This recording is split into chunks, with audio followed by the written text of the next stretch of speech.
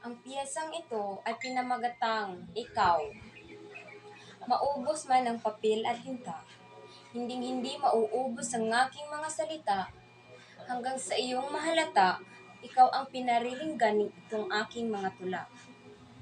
Binibigyan mo ako ng inspirasyon, kaya ito ako ngayon nagsisilbing imbitasyon.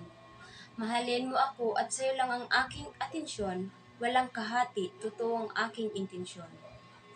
Ngunit ako ay dalagang Pilipina, di pwedeng motibo ay sa akin magmula, di pwedeng ako ang gumawa, masyadong nakakahiya. Alam kong tunay na pag-ibig ay hindi mo pa naranasan, ako din naman natatakot din kung minsan.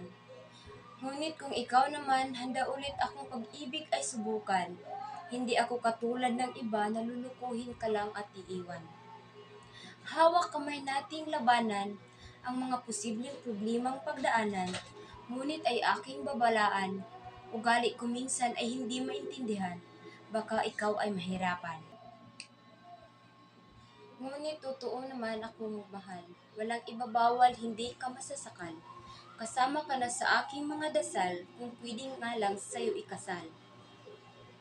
Puso ko ikaw na ang sinisigaw, inaabangan na ang bawat mong galaw. Habang isinusulat ko to ikaw sa isipan ko'y bigla ang lumitaw, hindi ko rin alam kung bakit nga ba ikaw.